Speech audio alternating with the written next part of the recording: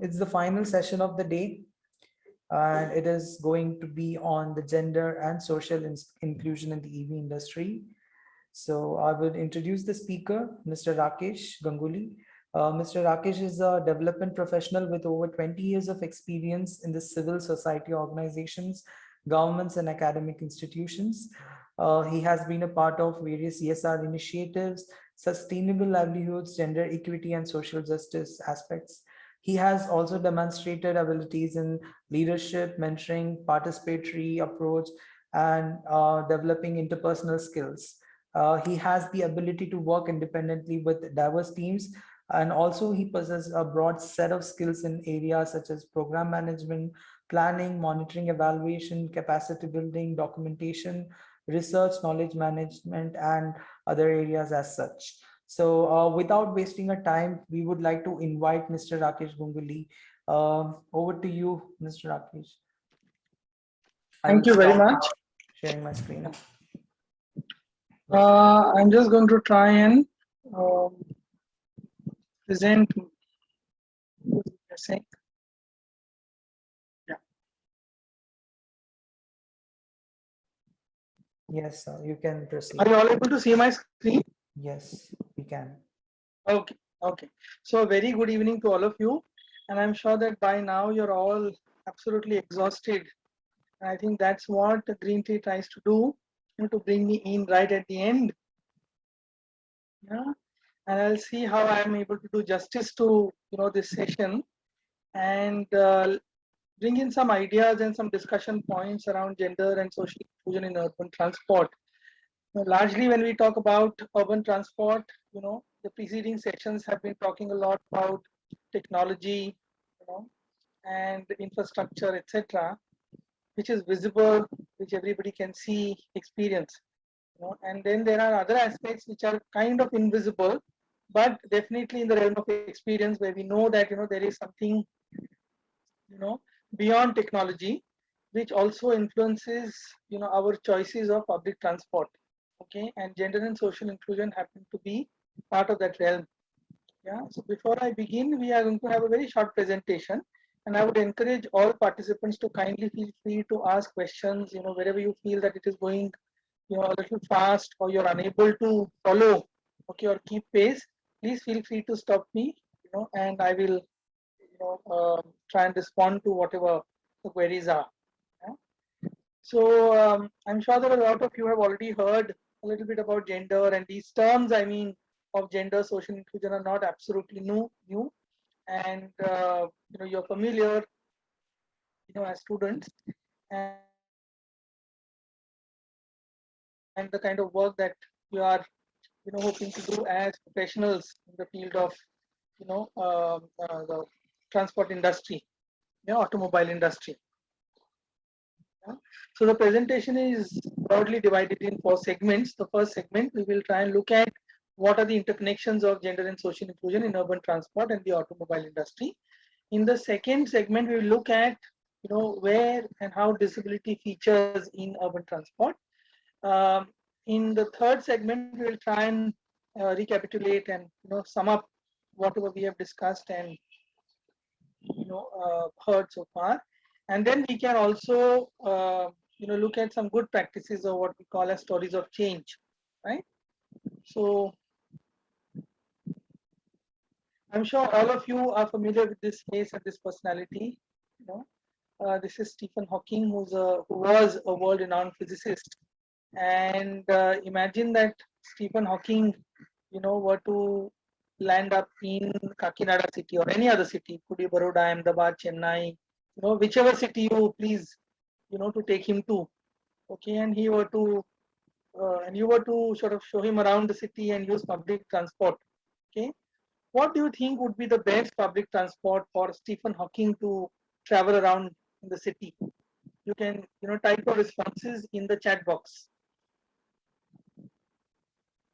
Feel free, let your imagination go wild and see, try and think, if you were to escort and show around Stephen Hawking around in your city, what public transport would be the best? Any responses? town bus. Okay, so one of the person says town bus. So for those who might not be as familiar, Stephen Hawking was severely challenged, in his mobility. With his mobility, I mean in the physical mobility, and he was suffering from a disorder which affected his limb movements, and his, the brain could not control his physical movement, okay, or his limb movement in very lay person's terms. And he had a specialized, chair, mobile chair. So an open car, okay. Okay. So one is a town bus, one is an open car, okay. So imagine that this is what we're talking about is a public transport, e-bike, okay, okay. So please make sure that whatever you are suggesting is a mode of public transport, okay. You can always, invite him to join you in your personal car, but here we are talking about a public transport that is best suited for you and Stephen Hawking to explore the city. So we have three options. One is a town bus, one is an open car, and one is an e-bike. Not an auto rickshaw.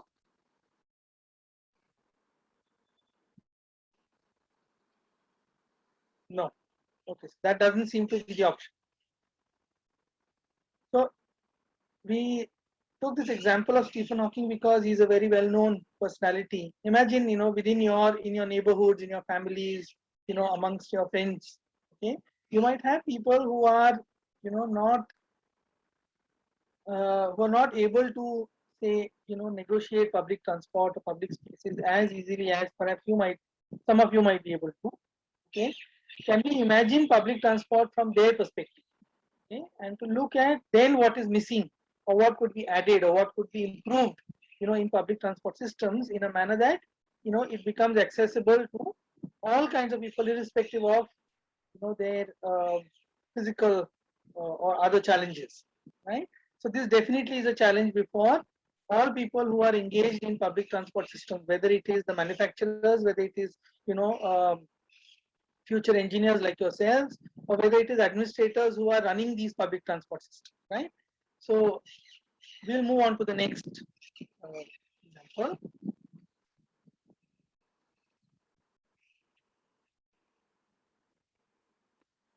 So what do you see in this picture? You see a woman who's carrying a large fish as a head load. Okay, and I've chosen to call her Shanti. Okay, so imagine that Shanti, who lives in a coastal town anywhere. It could be Bhubaneswar in Odisha, or it could be, Kadalur, or it could be Kanyakumari. It could be any of the coastal towns. It could be Kakinada. Okay, it could be, any port town in Gujarat. Okay, and imagine that she is expected to, or she's, planning to take public transport. Okay, what do you suggest, to Shanti as a public transport? What would be the best public transport, for Shanti to carry that fish? Maybe she's taking that fish to the local market or to the market in the city market. Yeah. Somebody saying metro. I don't know whether metro was for Stephen Hawking or is it for Shanti. I don't know, but let's see. It's metro. Then there is an auto. Okay. Okay. Any other public transport you would like to suggest to Shanti to carry a fish to the market?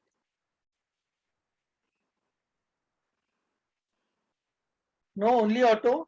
You won't allow her. Metro for Hawking. Okay, metro for Hawking. Fair enough.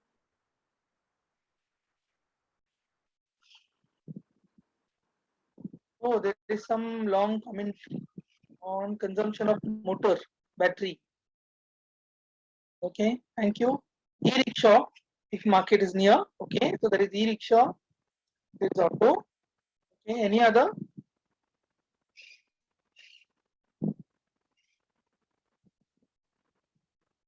So some of us, perhaps, I don't know, I can't be sure, but some of us have definitely experienced, traveling in a public transport with, say, somebody carrying, headload of fish.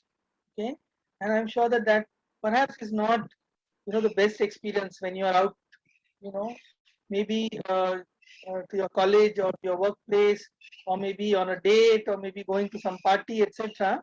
And you're not really happy to have somebody carrying a head load of fish in your bus. Okay, you won't want to have a shared auto. Okay, where you are having, somebody, you are having to travel with somebody who's carrying maybe a basket full of fish. Okay, so there are these issues, which also affect public transport and access. Okay, which we seldom tend to take note of, and we assume that the kind of public transport system that exists is equally accessible, convenient, affordable, etc., etc., to all kinds of people. And perhaps from these two examples, I hope we were able to understand that it perhaps is not. Okay, and there needs to be a recognition about the differential use and access of public transport, and okay, and the kind of people who are going to use these public transport and their socio-economic backgrounds, their requirements, etc. Okay, and a lot of times the thrust of public transport system is on the technology, okay, on the frequency, etc., etc., but not so much on the social aspects or the gender aspects of these systems. Okay, so what do we mean when we say that there is a gender dimension to, or there's social dimension to public transport system? Let us discuss. Okay, uh, do we have these questions ever in our minds, that there could be fewer women on buses? Okay,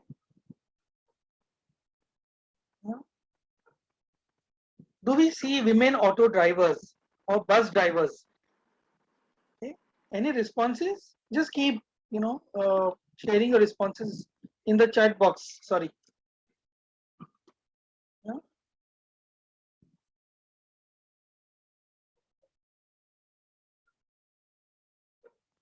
Just going to see what response is. Not in Bangalore. Yeah. Any other city where we see women auto drivers or women bus drivers very often? Perhaps not. Huh? We will also see that very few people with what PWD stands for, persons with disabilities or people with disabilities. Okay, so we also see very few people who have disabilities using city buses. I'm using Kakinada as an example. It could be any other city. It could be Bangalore. It could be Chennai. It could be Pune, Mumbai, any other city. Okay, Ghaziabad. Okay, Delhi. So we see very few people, who have disabilities traveling or using public transport. Okay. We also perhaps do not see as many transgender persons taking public transport. Okay, and one of the key reasons perhaps is that the kind of stigmatization that operates, and we are not as comfortable as citizens to travel with people with diverse identities. Okay, like we have perhaps problems with Shanti and her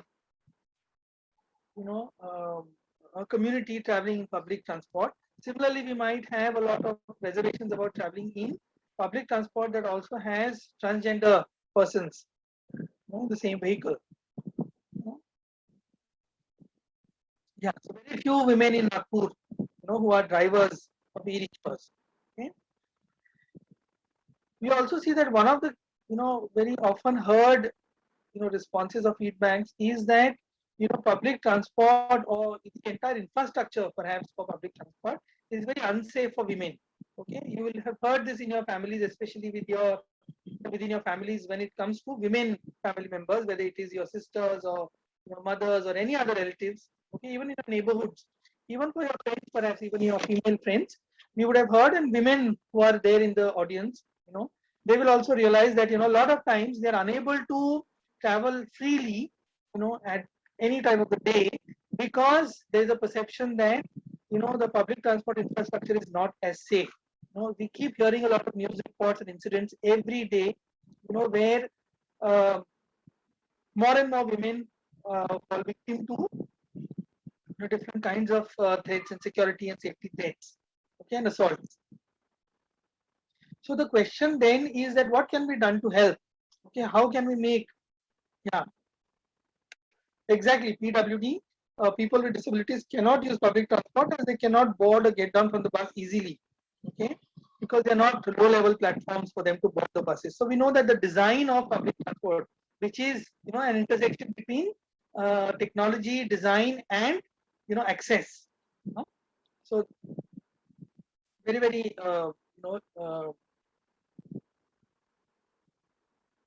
yeah, a very very pointed kind of observation.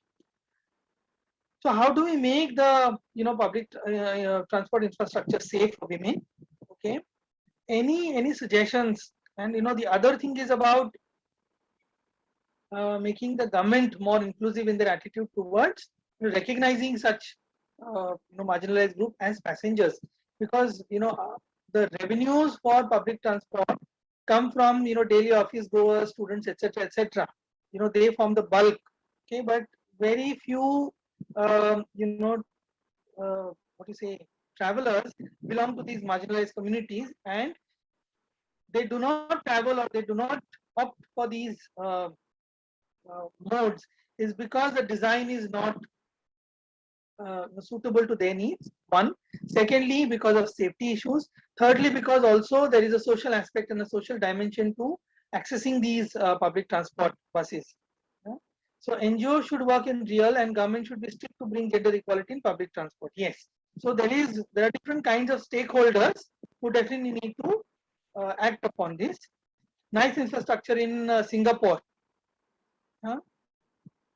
Yes, which is sensitive to the needs of people with disability. So it's not as if there aren't examples. There are very good examples, perhaps in India and perhaps outside of India, where these issues have been addressed, they have been recognized and responded to. And perhaps our governments and our smart cities need to catch up and keep pace with the new technology, new ways of organizing and structuring public transport. Okay.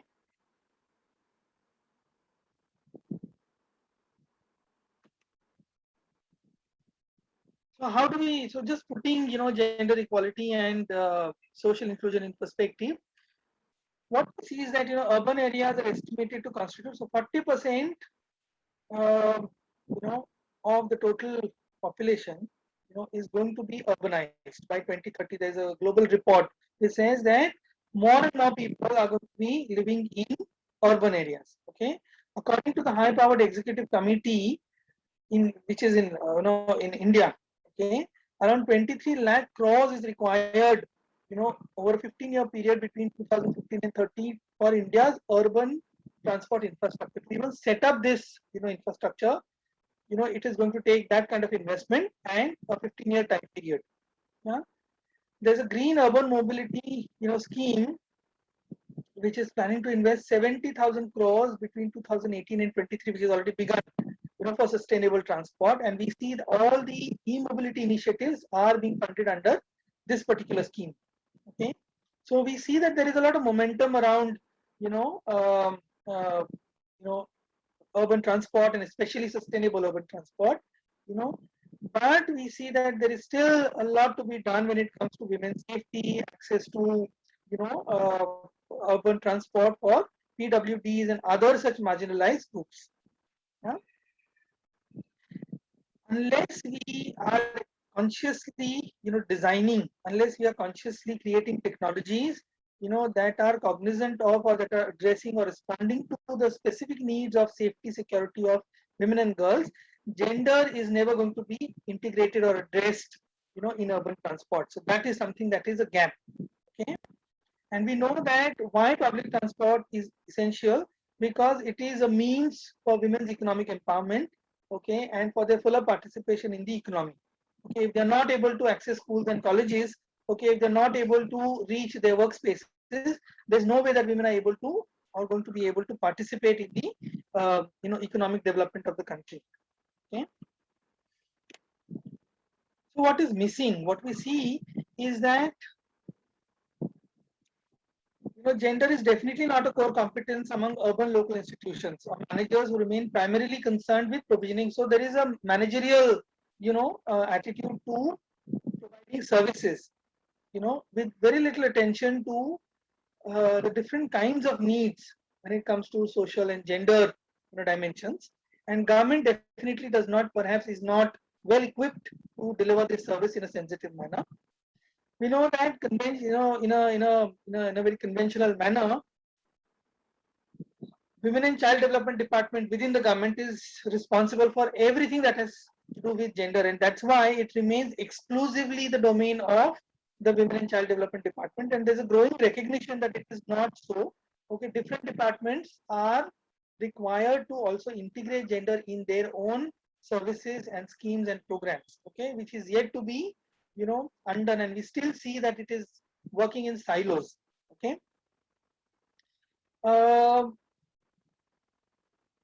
There is an either or kind of situation when it comes to women's access to urban transport. Either it is looked at from a rights-based approach, where we see that public service, right to public service, okay, or public health, okay, but we do not. And the other is to look at economic development, but we don't see an integrated approach to women's access to public transport. Our policy does not reflect an integrated approach to why and how women should access or will be able to access public transport. Okay. Now, this is a very interesting statistic that 50%, you do whatever, but 50% of our population is women, even otherwise, whether urban or rural. Okay. And only 19% they form only 19% of the other workers, and 84% of their trips are by public and intermediate transport, okay, and non-motorized mode of transport. So they're not able to access motorized transport. Okay. And this is a huge gap. One is that you will know that upwards of 90% of the female labor force is in the unorganized sector. So that is one statistic. The other is for them to then be able to access public transport. You see that public transport does not necessarily cater to working women. Okay? And why is it so? Because 75% of the unpaid care work is done by women. What is unpaid care work? Is the work that they do as as homemakers, as taking care of children, cooking, shopping, etc. And for all of this, they need, public transport. They need to be mobile. Okay, and we don't recognize, public transport does not recognize these needs. Okay, 66% of women are users of public transport. Any guesses why the percentage of women using public transport is so high? Any idea why? Yeah. Yes, there is a need for gender equality awareness, etc. Any reason why women tend to travel more in public transport? Or why there is a higher percentage of women traveling? Okay. Yes, it is cost effective. Absolutely. Absolutely. Security, yes, and security has, it's both, security, there is a perception of security when one takes public transport, yes, and there is also at the same time a lot of insecurity, and that is accentuated, depending on what time of the day one is traveling in. Okay. So going by the name, I'm just sort of taking a very broad guess. The person who's saying, talking about security is somebody called Girish, and obviously perhaps is a male person. So security from a woman's perspective might have or might be different. Okay, just to be open to that idea. And yes, it is cost effective because a lot of public transport is also subsidized. Okay, and women do not get, a lot of women are dependent on the male members in the family for their expenditure, and that's why they look for the cheapest mode of transport. And because public transport is cost effective for them, from their own perspective, you seem to have more women commuters. So we also know that women are more likely to trip chain, which is to use different modes of transport. They might go from one place to the other using different modes of transport. Okay. We also know that women often travel with luggage because they are either carrying kids, they are also taking care of elderly in the family, taking them to hospitals, etc., accompanying them. They also carry, whatever things that they have bought for family consumption. Okay, there is also time pressure, because the kind of workloads that women have, the differential workloads that women have on a given day is higher than their male counterparts. Even if a working woman, you will see that the woman has to commit her time to her workplace as well as commit her time to taking care of the family. Okay, so one knows that the time, the pressure, the time pressure of women is higher than or compared to men. Okay, And we know that there are fewer women who travel by car or personal cars than men. Okay, again, I mean the reason is obvious.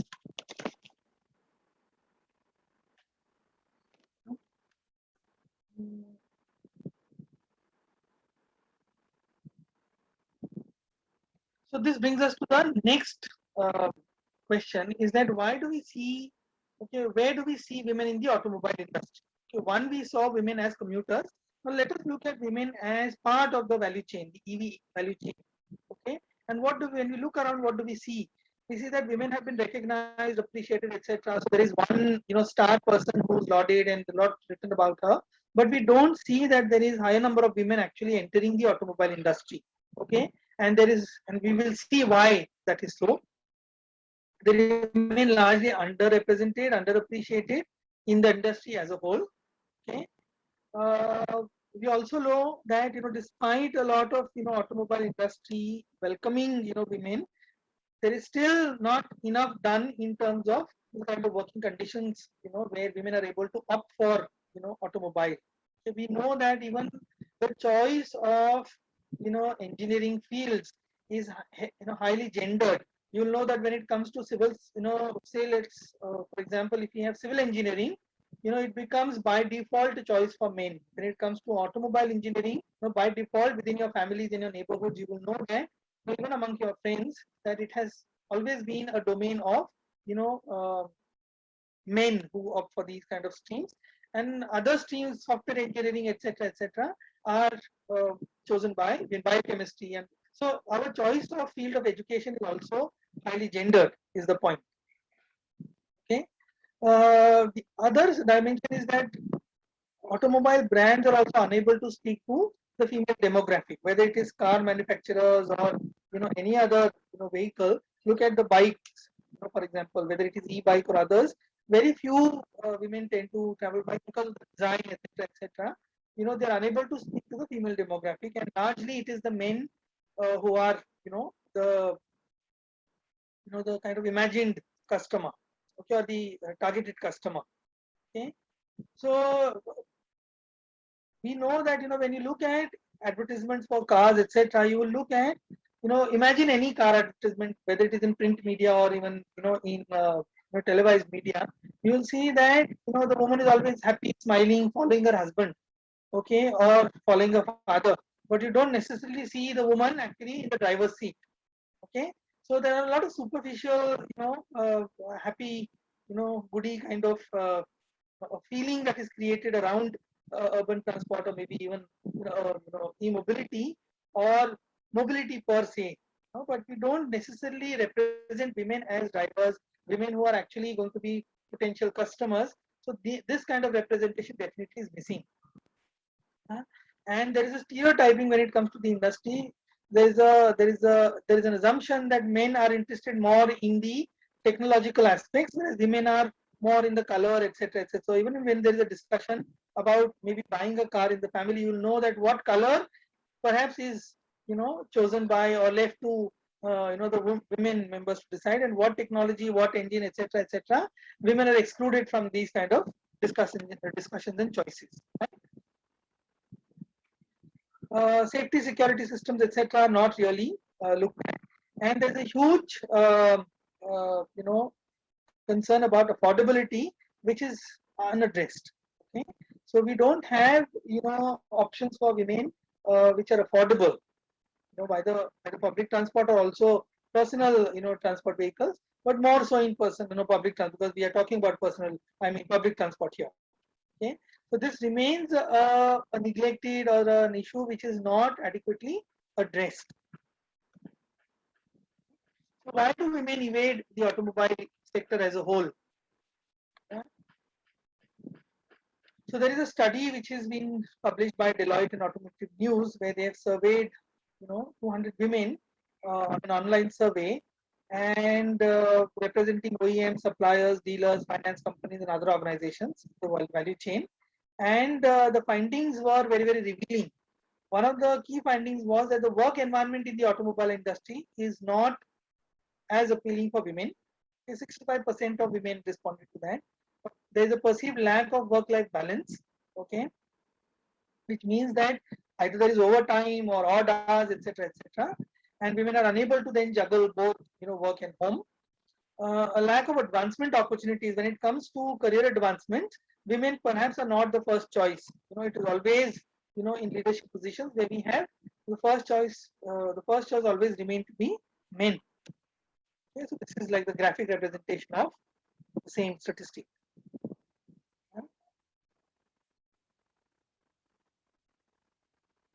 So what can be done to perhaps remedy this situation?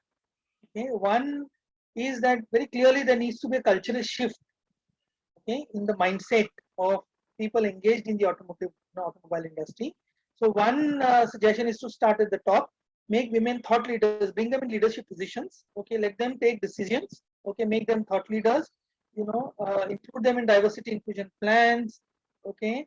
Also maybe diversify the board composition. A lot of these automobile industries have, boards that are highly male dominated, where we may not have a single woman. So how do we bring, more diversity in the board composition? Then mentor and sponsor women, okay, women in the industry who are good performers, or women who are, early career starters or beginners. How do we create, opportunities for mentorship for women who have already entered the workforce in the automobile industry?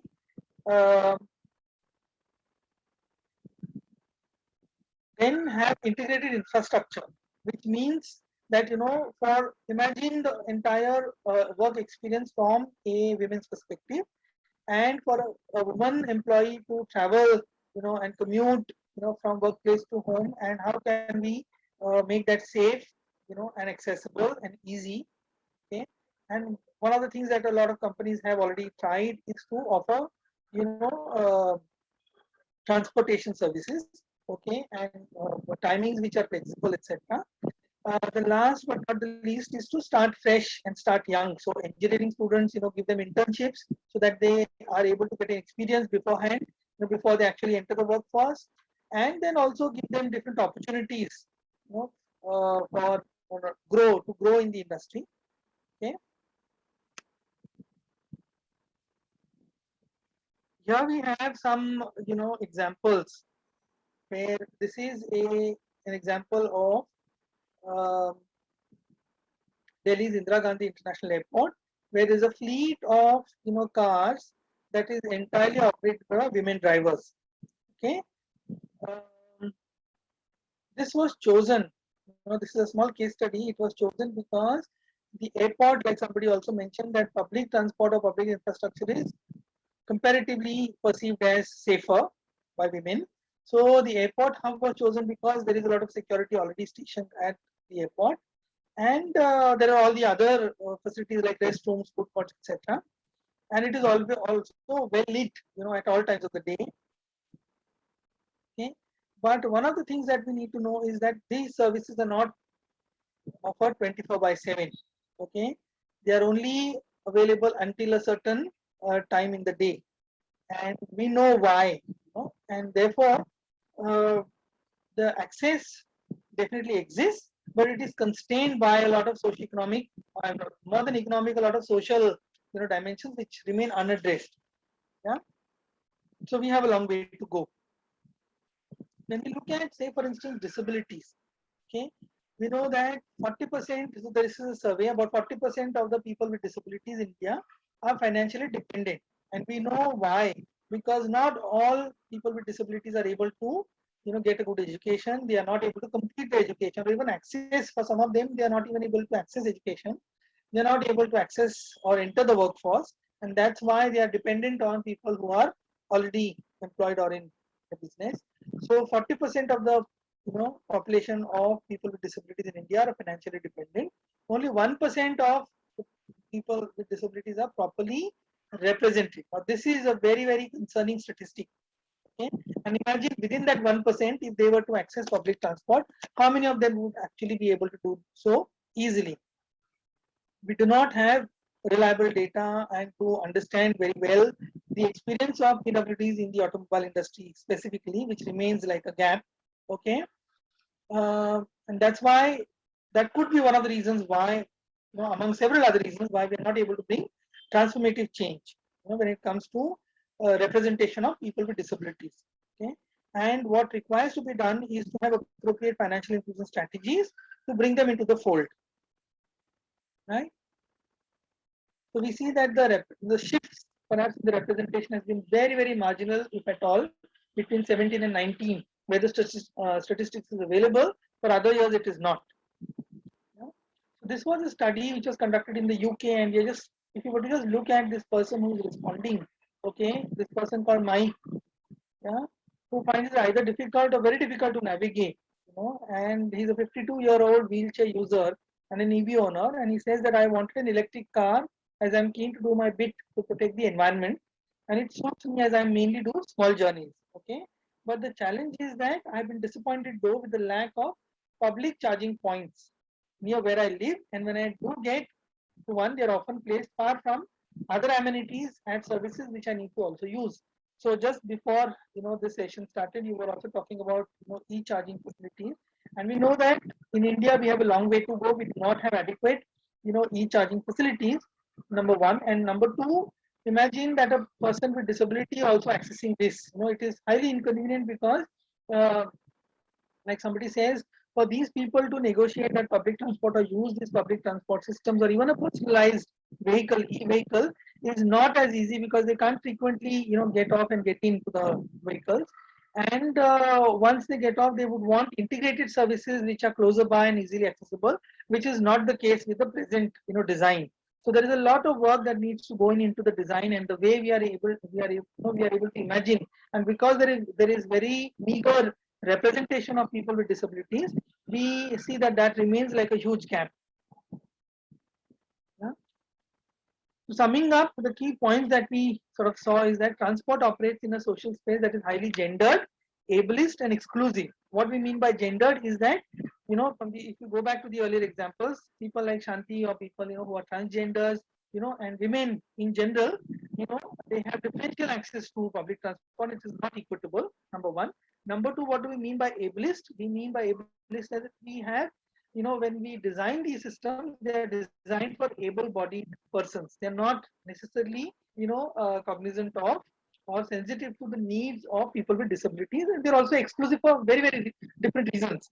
Okay, for example, you see AC buses which are flying in certain parts of the city, perhaps are not as accessible to people from certain socio-economic strata.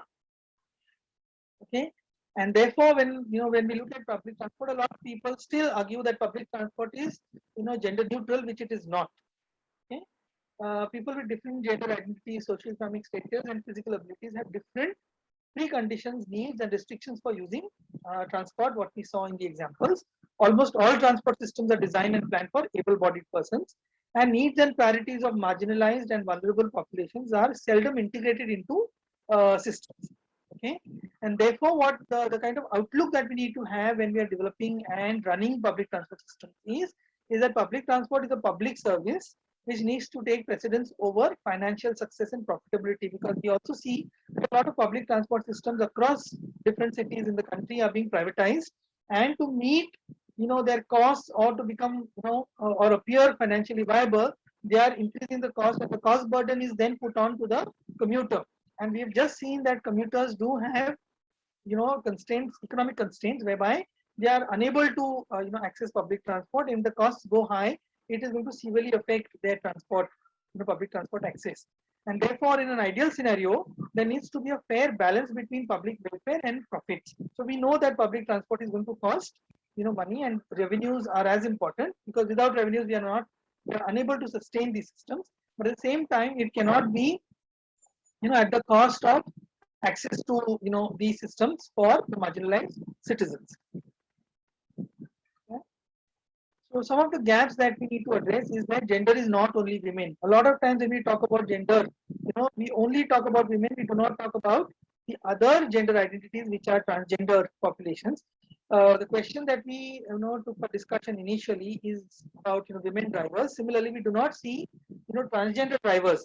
Even if there were transgender drivers, it is not easy to either for those drivers to then operate, and even as customers, we are not commuters, we are not very comfortable and accustomed to traveling with people with who have or subscribe to a different gender identity, okay, because of a social upbringing. Okay, when it comes to also people with disabilities, we feel that mere installation of ramps is not disability friendly. There is a whole range of disabilities, some which are visible and those and others which are not visible. We also have people who suffer from, neurological, disabilities which are yet to be recognized fully. Okay, and then for us to integrate them in the public transport systems is a long way to go. Okay, so we have a very limited understanding of how public transport can be made more inclusive, and we have only come thus far as ramps. And to be very honest and realistic, we will know that, just imagine any, public infrastructure or public office or, any other, public infrastructure where you see even public transport systems, we do not see these ramps, present. Number one, they are ill maintained or absent, and they are not technologically, sound or well suited for people, who are to be sort of using these, right? They're in very poor condition. There is a lack of accountability and implementation. So imagine that, if you cross a signal or you jump a signal, okay, there is a penalty.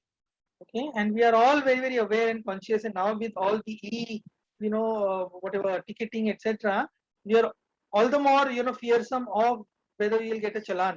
But there is no penalty for, making your public transport inclusive. If you don't have a ramp, or if you do not have well lit, public say bus stops, there's no penalty. So what, goes um, uh, unrecognized, okay, and unpunished is definitely not paid attention, right?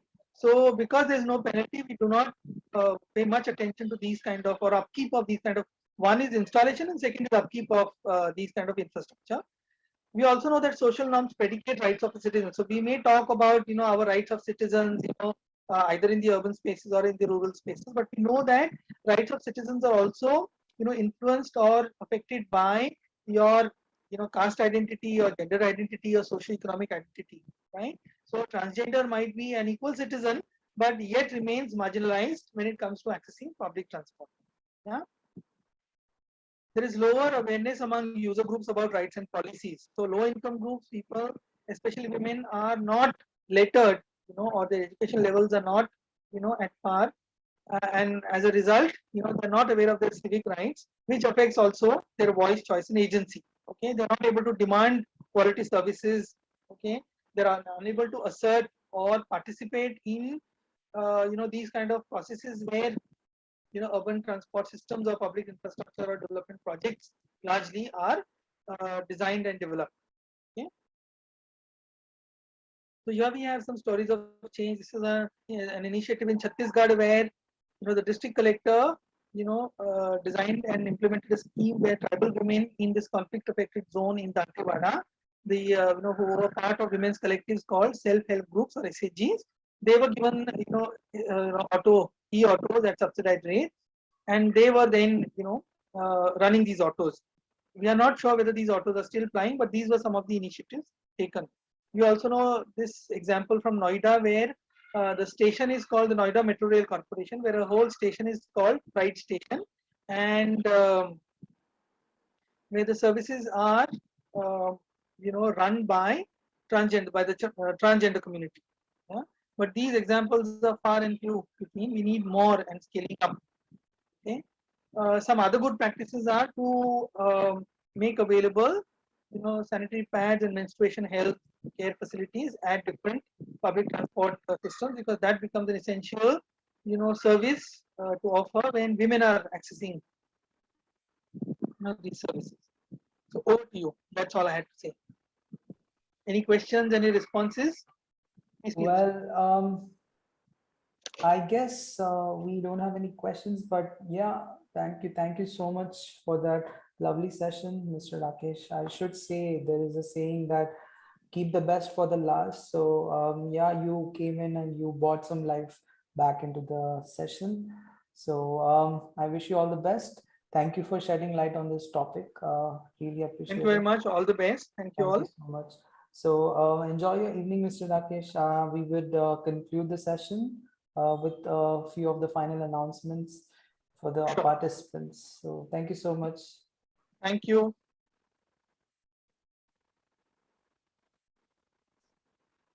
Okay. Yes, so we are done for the day. Once again, thank you all for joining. Really appreciate. So just wanted to say you that we have some other upcoming programs for entrepreneurs and employees. So do let your circles and connections know about this. And we would be in touch. And we hope that you have filled the feedback form, because once you fill it, we would be sending the certificates for the participants. So please make sure that you fill the feedback forms, and I hope you had a good day and a good evening. So thank you all. Please let us know if you have any questions or queries in the chat box, or either in our email ID. You can always reach us through our GT Academy or Green Tree email. We would be happy to answer your queries and questions. Yes, if there's any questions I can take up. If not, we would close the session.